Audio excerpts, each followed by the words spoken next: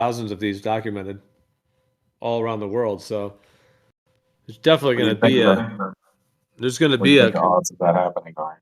How many do you think we'll have within 6 months?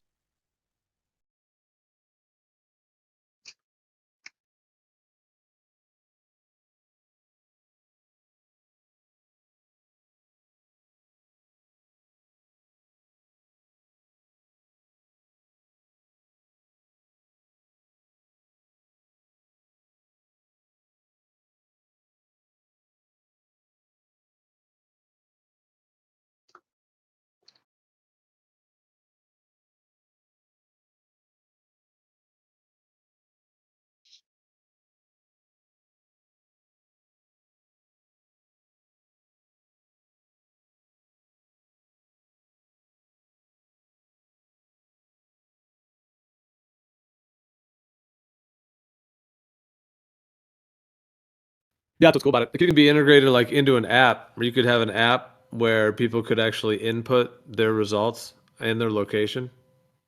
Kind of like a Pokemon Go, but like CS, but more like star occlusion behind Mountain Go. It's like the worst app name I've ever heard. Yeah, I don't think I really worked out that name yet. Or not me, I'm just saying, I'm just joking. That's just the idea of it. But no, like a way. Well, this is actually goes back to an idea that it's not just for this. This could be used for anything where you could actually have like it would be an idea of like an app or a way that or like a database so people could upload their results on their different observations and tests and things. So that's actually kind of a much larger idea, but I'm just kind of putting it in this context. But but yeah, I mean a way that I mean, nonetheless, whether they're put into an app or not, or whether they're just submitted, either way are able to be verified to the best of could be done. Um, just be good to have. I mean, there's so many things to do in multiple locations. This would be one to add to the list. Like you could have like a team that's going city to city that's doing like a certain number of tests, like certain ones, and there could be some that could be consistently could be repeated, and this is one of them. Could be repeated many times because I mean there is a difference between the globe and the a stationary plane in terms of this, so it has implications for how the ground interacts with the sky, essentially, especially right where that occlusion point is, where things are setting or rising.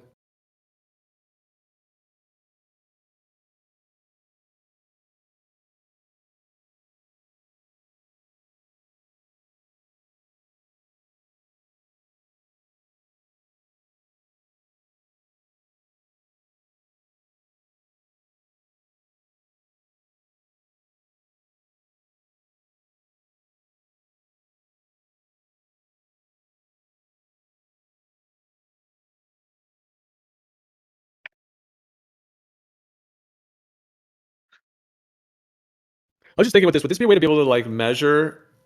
Like, what if you put instead of a star? What if you put a physical object like up? Like from the um, observer point on the ground, then the mountain peak, and then beyond that, there's like the star. But what if you actually put like a physical object way up beyond that, as much as you could, like a drone or some kind of a light or something that Use would be commercial flights, right? what? Use commercial airliners. Their paths are known. You can receive and document them in real time as they go. Well, I was just thinking, what it like if we had if there was a physical object that was at the end of that instead of a star, that way like even more could be verified because we would be able to measure the distances to that physical object, and could you get that same occlusion effect? And then could that be helpful for deciphering the contour of the ground essentially in the geometry with the way the altitude on a globe compared to what it would be on a planar surface, etc. Like I'm just saying with the physical thing, like would that help in any way instead of a star?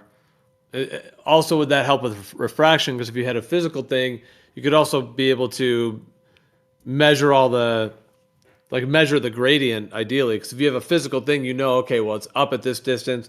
Therefore, between you and that distance, now you'd be able to measure the gradient and even get more information about the actual data to see if the claims of what is claimed to be happening with refraction even mixes or matches with the actual conditions and what's actually present.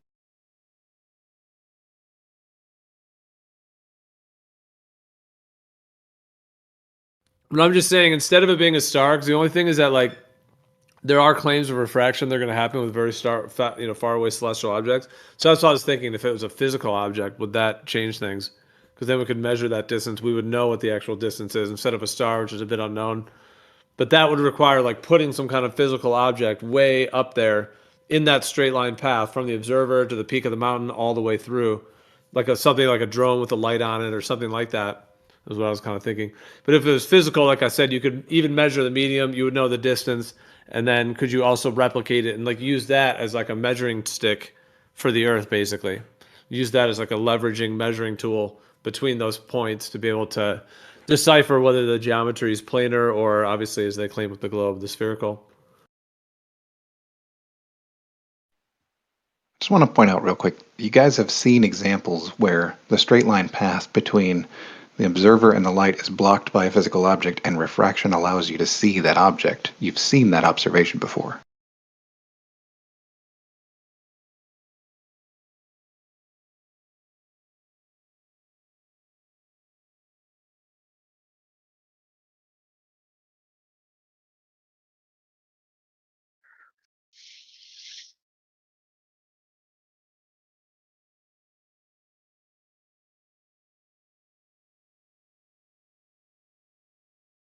You're talking about seeing around corners, Doofus? Seeing around corners, essentially. Well, okay, so it's being posted in the chat right now if it isn't already there.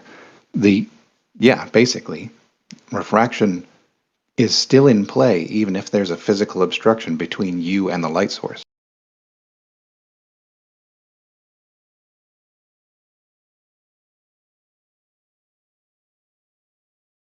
So you would claim like two different refractions, one before the mountain and one after? No, you don't need to.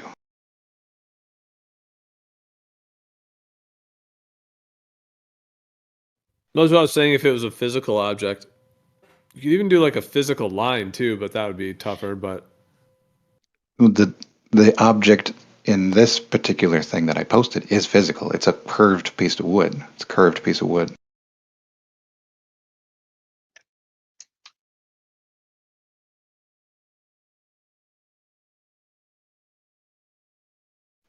yeah, So we know, I can appreciate like your effort on that GIF, but I'd have to see that whole setup more right? We thoroughly. did What this that with was. Gregory already. So we already know that But that yeah, have you board is seen curved. the? It reminds me of the pebbles in the pond one when he just changes the temperature and you get the bottom up obstruction. It's similar to this, and Skunk Bay. All those are kind of similar. You get that like sine wave horizon.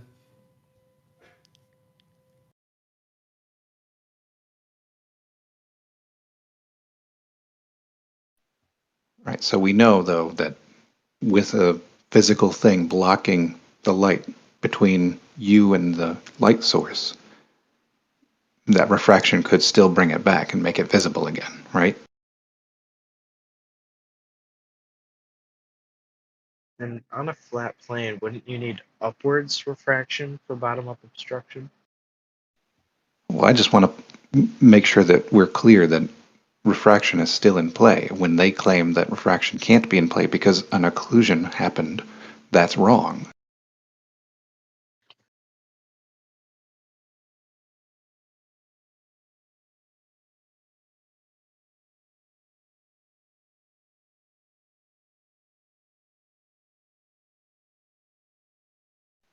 The celestial theodolite argument, part of the argument says that because the light was blocked by the mountain, that refraction can't be in play. But from this example that I've shown, we know refraction can be in play with a physical thing in between you and the light source.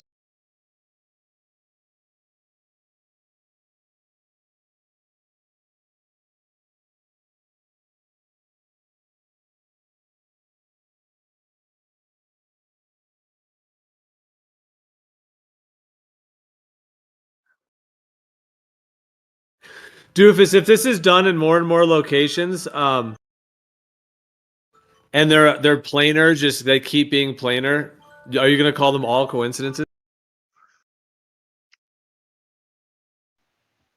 You also need to do the globe analysis as part of the observation.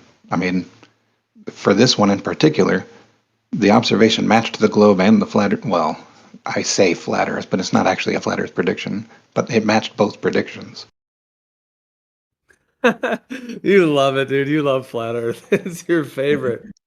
Oh my gosh. Because they It is explicitly awesome. choose a star whose stellarium predicted angle matches their calculated angle on the flat Earth. So that straight away takes away the coincidence. They're choosing a specific star, and that sets your geometry up. The real proof of the pudding as to whether or not you can eliminate refraction, for example, is by actually physically measuring these angles as they appear. And none of these angles align with the flat Earth measurements. Well, what's worse is they're claiming that the angle from the mountaintop to the star is going to be the same angle from the house to the star, which we know is not true. In reality, your orientation relative to the celestial sphere is dependent upon your position. So that angle would never be the same. Doesn't matter if the Earth is flat or curved, that angle can't possibly be the same angle. Right, and stellarium explicitly tells you that it's not the same. Right, their stellarium is both correct and incorrect at the same time, according to these guys.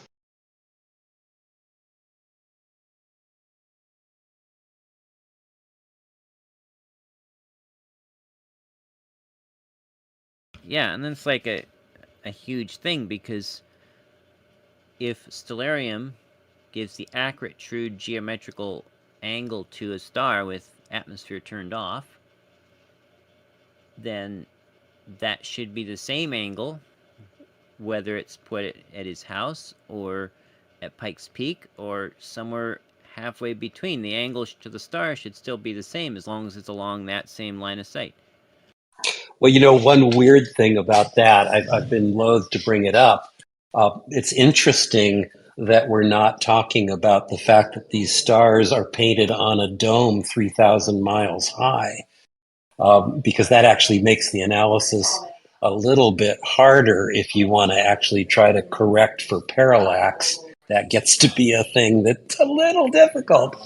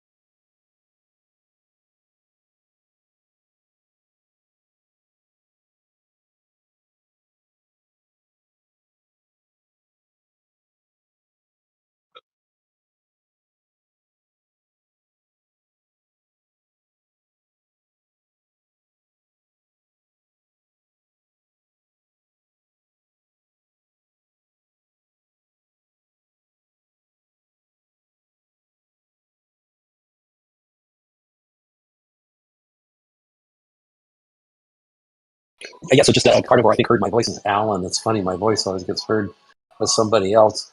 I was pointing out that it's funny that the flat earthers aren't even talking at all about the fact that these stars are painted on a dome, right? I mean, that's not, well, maybe it doesn't matter to their analysis at some level, but at some point, if you're going to observe them from different places, parallax becomes a thing, and you have to kind of know something about where they are. You have to know the angle to them, and it's just going to be funny to work that out in a way that doesn't.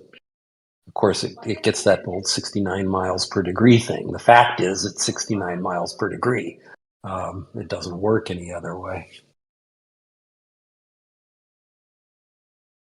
So according to Allen, a mountain 60 miles away and of the equivalent of a matching height to fall along that same slope would occlude the star 136 seconds later than Pike's Peak, even though both peaks would be along the same straight line to the star. That was his answer to my question.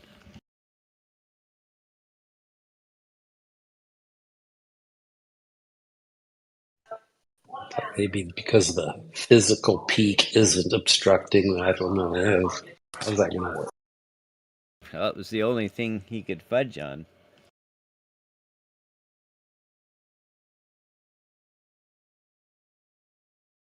Because he couldn't dispute because earlier, yesterday, he said that the FE prediction would be different, but once he realized that I had done my trigonometry correctly and that the FE prediction would be the same, and he found out that I had put the actual coordinates for such a mountain in Stellarium, and it gave a different angle, the only out he had was to say that it would occlude the star at a different time, even though it was along that same straight line. And I even asked him, well, is the light curving? And he didn't say yes. I have returned. Welcome back. Thank you. Welcome back. No, they really have painted themselves into a box, and I love the fact that this whole method came from them, because it's a great method. And when we actually finally sort out the results, the fact that it came from them is going to be the best. I'm just still a bit stunned. Like, I got Alan to agree to the globe angle to the mountain, the stellarium angle to the star from Heffron's house, and the measurement all agree with the globe. And I'm like, okay, what's the? How is this a globe figure? He said mutually exclusive wrong, so everyone believed him. Yeah. Wow.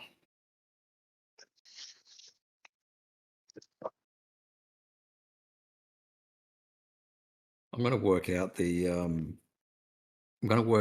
mathematics of it to work out under what conditions it's a coincidence.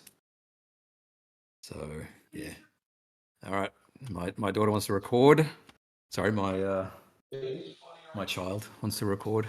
So I'll disconnect. I was working on that a little bit last night myself, and it is complicated if you want to take into account refraction. It just tried to write down even the equation that I'm trying to solve. It's more complicated than I thought, but it certainly could be done, with approximate methods. It's got multiple variables. That's the catch. It's got more than 2 variables. It has like 4, kind of. There's the 1 degree rise of the star angle per 60 nautical miles. Then there's a certain rate of drop per mile due to Earth curve.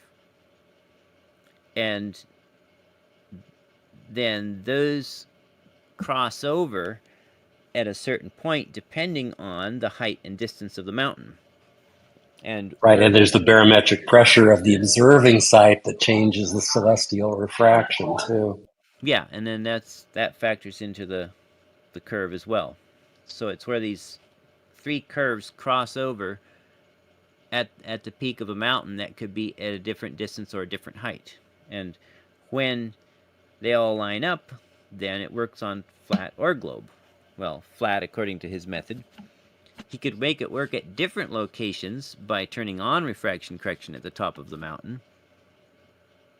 But yeah, it's just the coincidence of these, or it's the crossing over of these 3 curves, basically.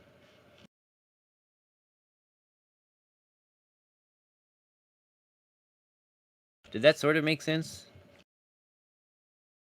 It did, because I programmed a spreadsheet to try to solve kind of a first stab at it last night.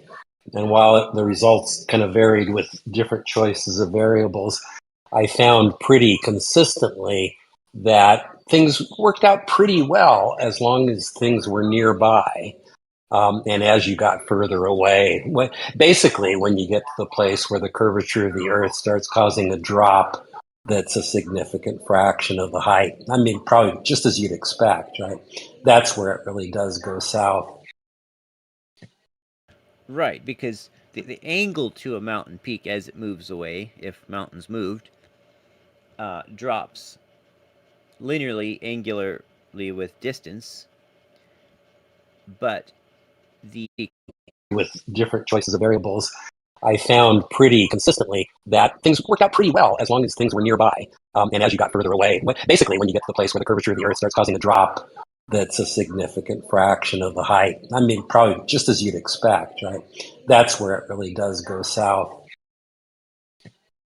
right, because the angle to a mountain peak as it moves away, if mountains moved, drops linearly, angularly with distance, but the vertical height of the mountain subtracts from the vertical drop. So I think that's where it creates the crossover at different locations, is the ratio between those two, because they're in the same axis in the same location. I hope I didn't sound intelligent when I said that, because I just made it all up. Fooled me. Did you look at the comment that I put in the chat, Jesse? This, and I don't know if you've seen. I'm already trying to remember who sent this to me. I got this data this morning. Let's see. It's at, what's the timestamp? Oh, Yeah, it's up there. Is this how he figured out the degrees per mile of error that his distant relatives, Theodolite, introduced? That's what I was thinking at first. I'm not completely sure about that. It's a weird spreadsheet, but I started putting the data into my own spreadsheet. And as I point out there, if I use this, I did an example for Blue Mountain, but it's true for all of them. If I calculate the geometric angle on a globe to Blue Mountain, I get an angle that is less than 1 arc second different from the angle that he lists under Sokia N0100C. And that's true for every one of those. For every one of those. That's odd. That's very odd. I don't know what, I mean, I really want to understand and I don't understand why he would make it be that. That's number one. But the fact that it is that makes it look fudged. It almost has to be fudged. What were the distance readings, or the distance ranges? Distance ranges were from, let's see, what is it? 48. They were all 30 to 50 kilometers. Okay. So they weren't in a large range. So one thing is, he only did phase left readings. He did not do phase left, phase right, and average them. So it's entirely likely that the instrument had a small vertical index offset error, which is normally compensated for by doing a face left, face right reading and averaging them. So it is entirely plausible that he did have a consistent angular offset in all of his readings that could have matched. Well, but that instrument is a 1 arc minute. That's its precision, 1 arc minute.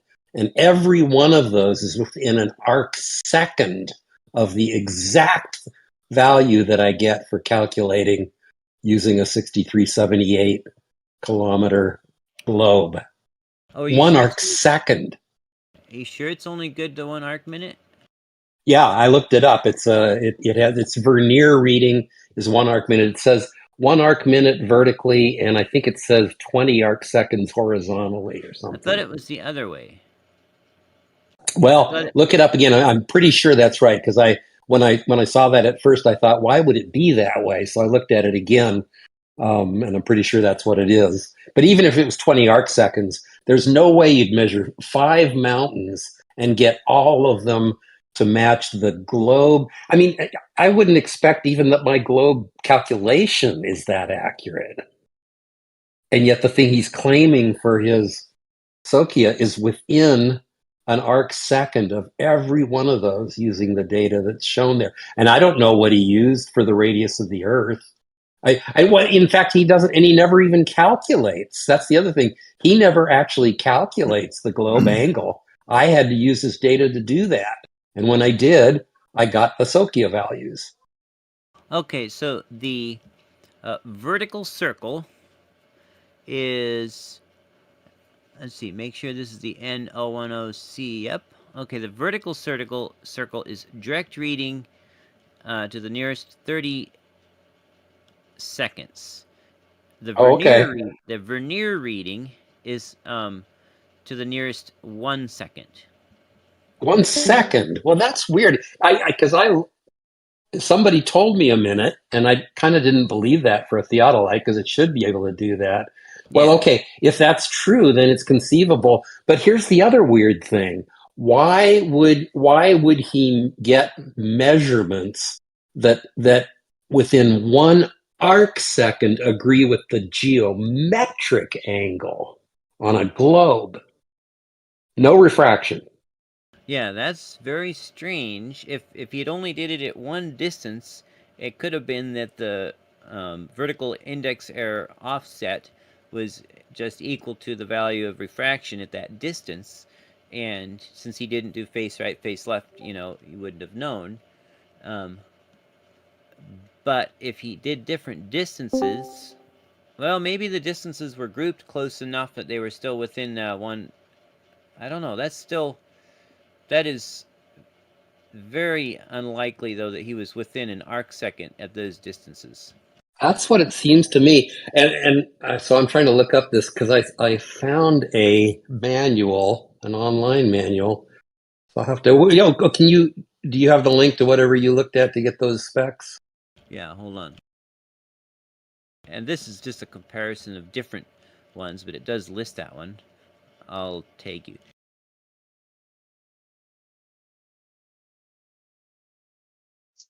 That's just the first thing I found on Google. Thanks. Oh, this is what I was looking at. So how did I just misread it? Yeah, you did.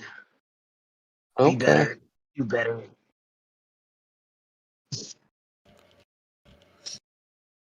Say this, Seafoam, in your best trump. You did, but it happens to the best of us. You did. Well, now it says on verticals, so I'm reading there. Hold on. John. N010C model, going down vertical circle, vernier reading 1 minute. No, that's the Where second. do you see? Oh, I'm sorry. That is 1 minute.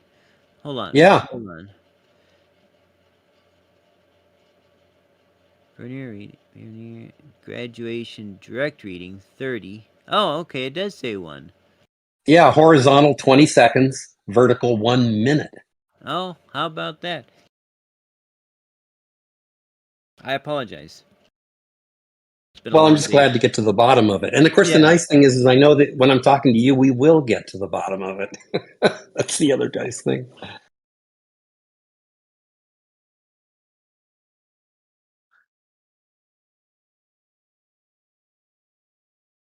Right. So how did he? Did he write down precision beyond? So all the numbers are to insane numbers of significant digits, which also raises my eyebrows. But I have to say, I mean, number one, I don't know for sure that this comes from Heffron. I don't know who else it could have Here, come from. I think I can explain everything in his defense. He Okay. converted, so the instrument reads in degrees, minutes, and seconds, or degrees and minutes in this case. He converted from degrees, minutes to decimal degrees. Then he had to round that so he didn't, because you divide by 60 and you end up a lot of times with trailing numbers that go out 50 digits. So he had to round that to the nearest 6 digits or something past the decimal point. So there's a slight change. So when you then convert that back to degrees, minutes, seconds, it's not going to be exactly what he wrote down, right? So if you take 1 degree and 20 minutes. Convert that to a decimal degrees. You get some crazy number, crazy long past the decimal point. You round it to 6 digits past the decimal point. Now convert it back to degrees, minutes, and seconds. It probably is not going to be the same number you started with. It will probably end up with some odd number of, 03 seconds or 27 seconds or something. Hey, It Jesse, is odd though that they were so close. are you sure the time you gave me was right? The 2025 01 31 18 27 25. Yeah. Yes. All right. Well, when I plug that in for a flat Earth, it doesn't give me the same angle. The top of the mountain doesn't give me the same angle as the star was at that time. What do you see? I'm It's getting not the same. It's just close. I'm getting 4.82 degrees. 4.8. No, that's something wrong. Are You you put in using- Yeah. 39 February? I went into Google Earth, and I traced a line across from the azimuth of the star. I looked at the azimuth of the star too, and traced a line to the mountain, and then I found the highest point of the mountain along that azimuth line. And You went from Heffron's to the mountain? yeah, from his house to the mountain along the azimuth line, and I chose the highest point. But then the distance, and I used the map distance too, the Great Circle distance, which gave me some absurd 166,912 feet, and then the mountain at that point was at an elevation of 14,068 feet, and that gives me 4.82 degrees. Oh, no. But you didn't subtract off his elevation. Oh, you're right. Let me try that. Yeah. That's going to be it because he's about half as high as the mountain. Yeah, okay. So, 2068. I'm double as high as the mountain.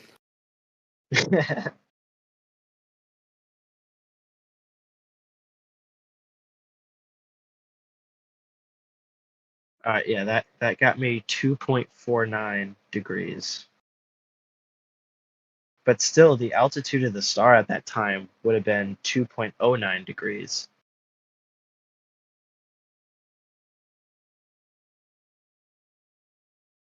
You're saying the altitude, the geometric altitude or the visual altitude? Well, this isn't counting for, so like without refraction on the flat Earth, it would be about 0.4 degrees higher. Yeah, I think that's right. The mountain would be too high on the flat Earth. Well, from his house, the geometric direction to the star is like 2 degrees, 5.5 minutes. Mhm. Maybe that's what you said. I don't know. Yeah, I converted it to decimal, so I got 2.0933. Yeah, that's right. That's exactly right.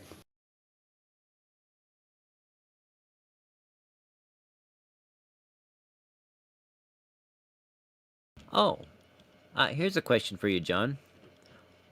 For each of the globe Earth prediction, the geometrical globe Earth prediction numbers, did they just happen to fall very close to an even whole arc minute? I don't know. Let me take a look. The thing is, when I did it with my spreadsheet, I was actually kind of rounding off some of his numbers, and it was only when I went back and did them with exactly his numbers that I saw just how close they were. When I went through the first time, I got them all to be like 2 arc second. Let's see. So what did I calculate these? So I found that the visual, well, I calculated the geometric globe. Actually, what? Tell me again. What specifically did you ask? Were the geometrical globe expected globe angles all close to an integer number of arc seconds? Oh, I think almost surely not. I don't think there was enough accuracy to know that, and I didn't convert them. Actually, I just did everything in decimal degrees. You might check if by Yeah, some well, funny yeah, coincidence maybe they were. so. If by some funny Why do you coincidence, say? Yeah, why do you say?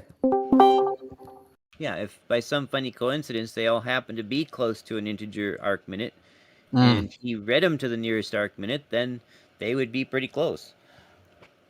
Oh, I see.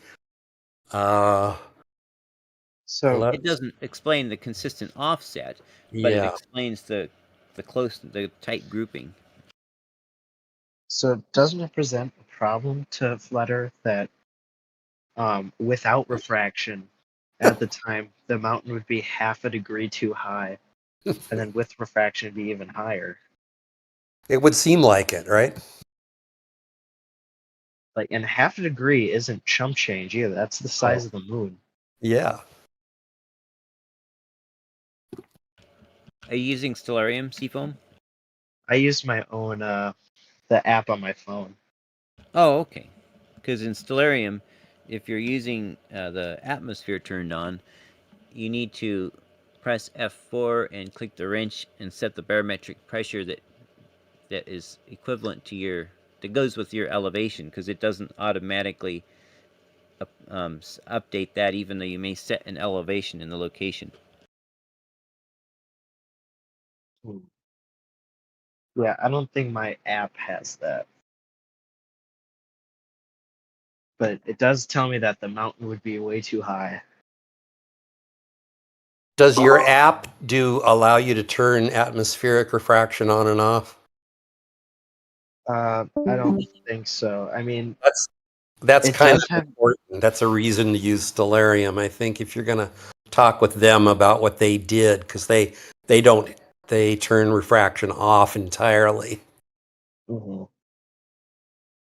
And so the whole thing is that what, from the tip of the mountain the star is the same height? So here's what they do. They I don't know the order. I mean, if you were to implement their method, what you would do is you'd find a star that is going to be occulted by the mountain, and let's see, then what do you do? I think geez, I actually I don't know what the next thing is, right? You want to end up with the true position of the star, not the visual, not where you see it, but where it really is. You want that elevation at the mountain to be the same as what they think the elevation of the mountain is, the flat Earth calculated elevation. That's the key.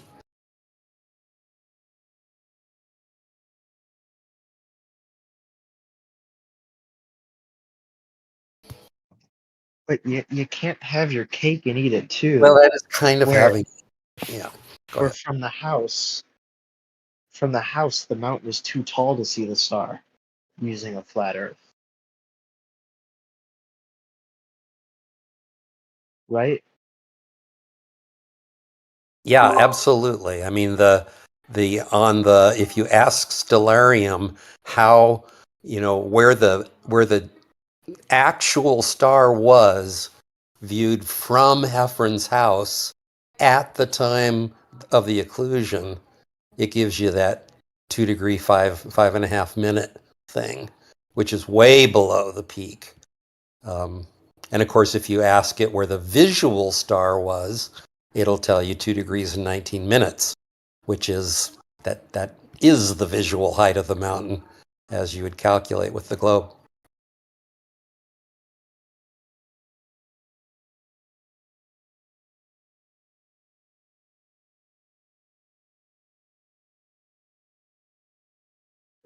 So it just sounds a little bit cherry picked. Well, I don't know if you heard me. I really do think that what happened was that Heffron, I don't know which order, but he calculated the flat Earth angle to the peak.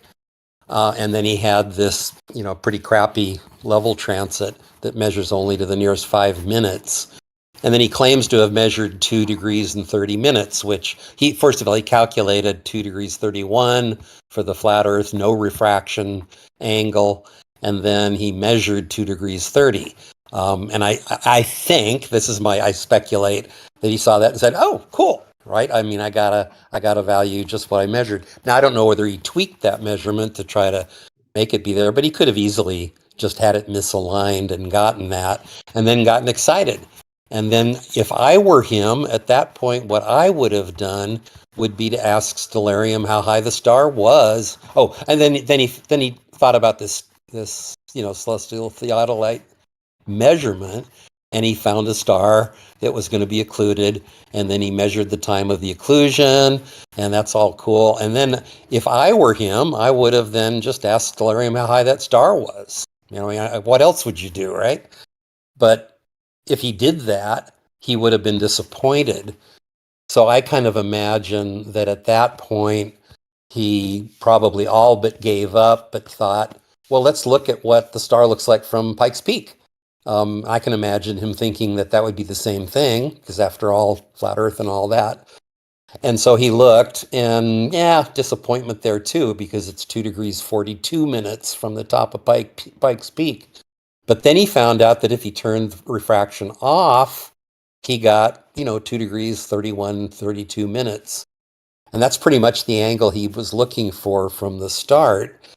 And that all sounded pretty good. And it involved turning the refraction off, which he had already done in calculating the flat Earth angle to the peak.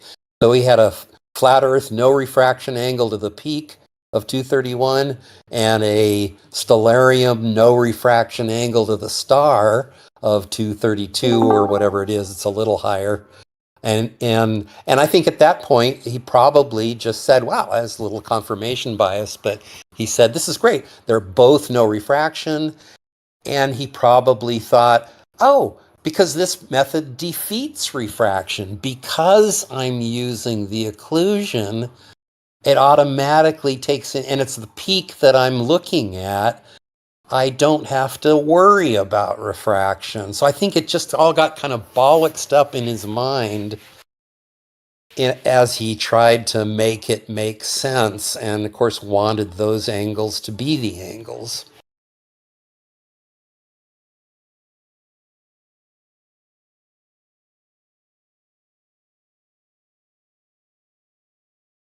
Sounds like a whole lot of hubbub, if you ask me.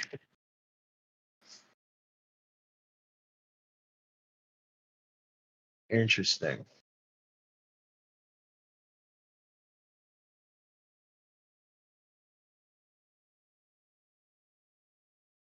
I got a question for you, Seafoam.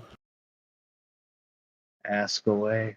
What do you think my chances are of photographing 10 VUL at 5.5 from 6,000 foot elevation as it clips over a 10,700 foot elevation mountain?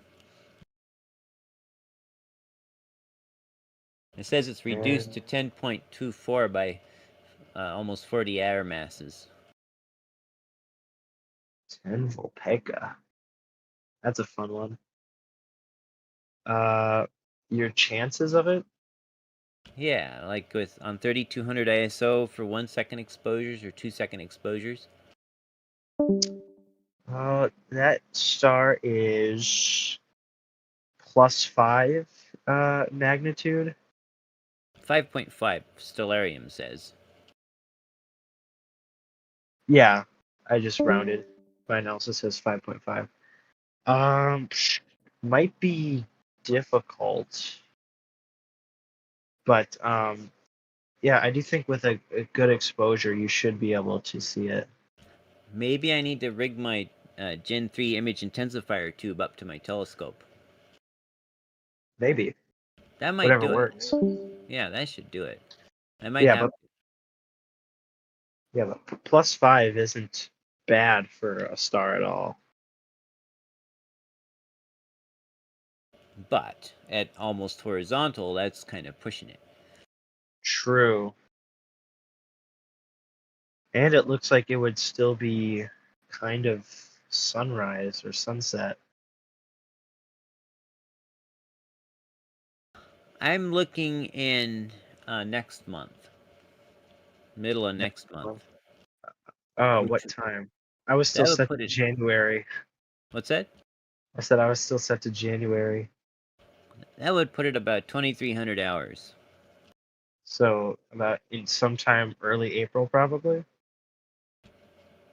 I'm looking mid-April, like Mid-April. the 15th maybe. All right, let me go there. 10 Volpega. So that puts it pretty close to midnight, so I should have pretty good darkness.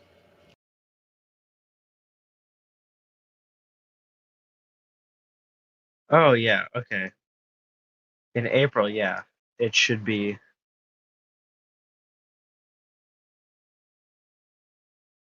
Should be pretty all right. Not not yet. You should have a good chance if you do it right. Yeah, I'll probably have to rig my Gen 3 image intensifier night vision scope up to my telescope. Sweet. And what's your clear sky forecast looking at? Oh, for the next 10 days? Yeah. Let me look. I just peeked outside. I think the moon was shining through a little bit. Some stars I could see, but it's kind of partly cloudy. Well, here, let's try looking outside again. See if you can see any big stars next to the moon. Probably that, like Gemini is still pretty close to the moon, I believe. All right, let me peek out. And Mars. See if we can get anything here.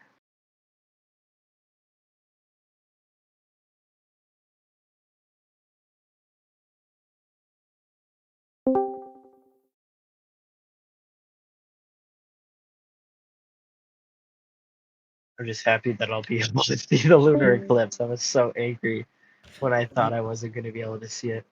Nothing at the yeah. moment. So why don't you, Seafoam, why don't you replicate the observation with the mountain and the star with your telescope? Are you going to do it? Well, Live on camera. it would be Yeah, hard to do it live. that. It'd be hard to do that because I don't have a mountain. You have no mountains in your area? 0 actually. I'm in one of the boring parts of the U.S. Wow. You're in one of the flattest parts? Not the flattest part. It's just we don't have any mountains here in the Midwest, northern Midwest. No mountains up here. Very sad.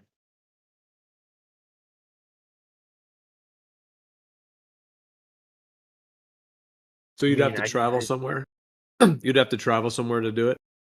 yeah. Also, uh, I don't have any good way of getting angles either, because my telescope's on an equatorial mount, not an Altaz mount. So it's kind of like a double whammy of me not having the proper supplies to do it.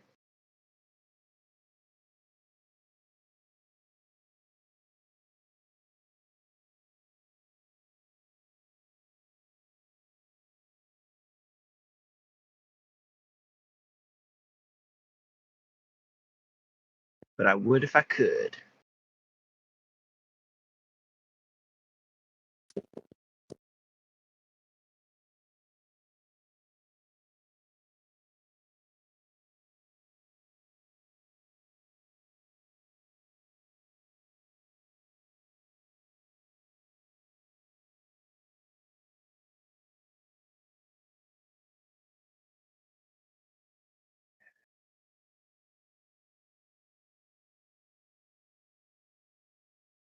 I wish Gregory would come back. He's so much fun. I don't even know who that is. D. Gregory? Sir Gregory? Not ringing a bell. But you'll know when you hear it. Probably. That's how it is around here. Around these parts. You ever heard the joke about the talking dog in the Old West?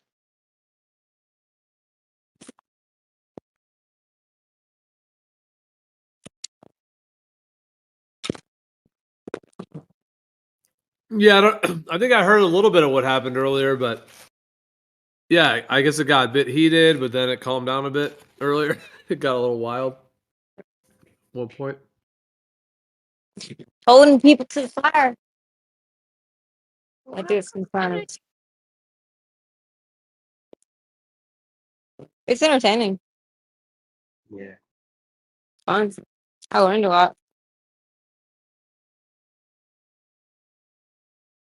Well, You got to unfortunately fight these tonight, people on both sides of the aisle. I don't really feel like doing another telescope live stream. There's really not much new I can bring to the table, which is unfortunate.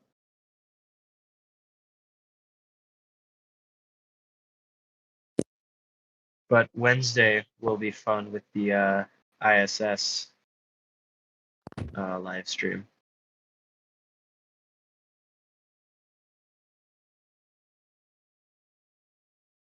You're gonna capture the ISS live? I'll try. Share with me videos that you got before of them.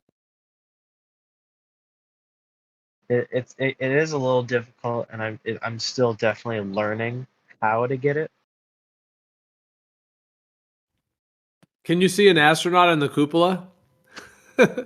You see him waving up there? I don't think my telescope has that kind of resolution. I know none of them do. It's just an object. Yeah, it's unfortunate. I wish smaller telescopes could see more resolution, but I guess that's how optics work, which is kind of sad. Well, it's an optical phenomenon, really. We can't really validate its physicality. Well, yeah, I'm not doing this to say, here it is, proof of the globe. I just like sharing telescope.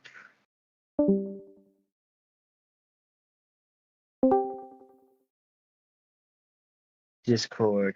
Seems like for you, it's not going to be a big shock. Like if you currently think it's a globe, and in the future, if you come to that it's not, I feel like for you, it's not going to be a big shock. I think it's going to be kind of a smooth transition. Other people, maybe not so smooth, maybe not as smooth, but you'll just be like, all right, yeah, that's what it was. You'd be like, yeah, that's what it is. It's like, oh yeah, I've heard that one before. I guess makes sense now. You'll just be like, oh yeah, it was not the globe. Okay, yeah. I'd be like, oh darn, I have a couple of They got people us. I owe an apology to. No, but yeah, I still think people would enjoy watching a very fast dot move across the sky. Can you ever see features of it? Yeah, didn't I post the pictures last time? No. I want a Oh, video. I don't keep the videos really, Hey, cause I stack them and turn them into the pictures. can't you make a copy? Not after I've formatted my card a trillion times since then.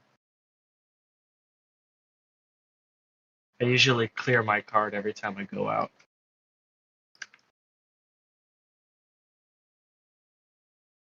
I do too, so I don't have to like be sorting through Yeah. what was my time lapse from today and what was my time lapse from a week ago, and then don't have to worry about my card getting full mid time lapse. I mean, I do have a video, but it was with my old telescope, so it's not as clear as it will be for mine. But it is a video nonetheless. I just posted it.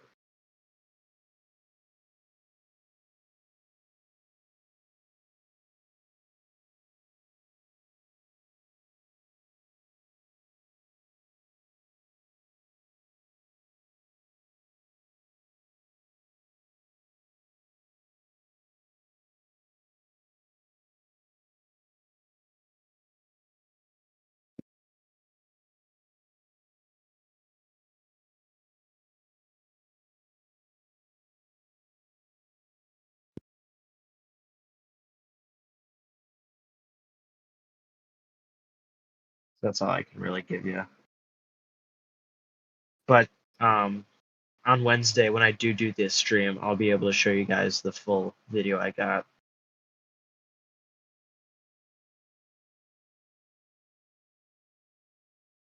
Just a couple minutes afterward.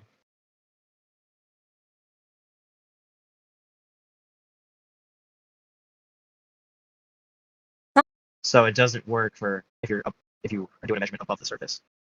Right. So if you established a straight line that touched the Earth at one point, and Earth was a ball, at 8 miles from the tangent point, the touching point. By the way, tangent just means touching point. That's where it's translated from. It would be almost 43 feet at 8 miles from the tangent point. This, of course, does not take into account refraction or anything. 43 feet of curve in 8 miles, right? Well, I've dropped from a horizontal at 8 miles. Okay. Past the tangent point.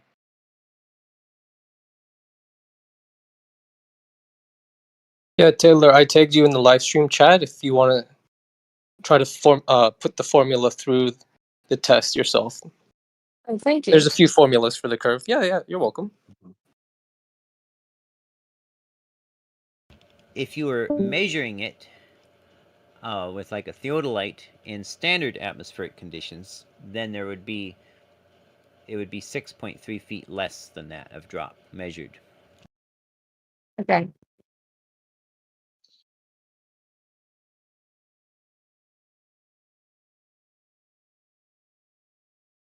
If you're measuring with your line of sight predominantly close to the surface of water, it could be massively positive or negative either way.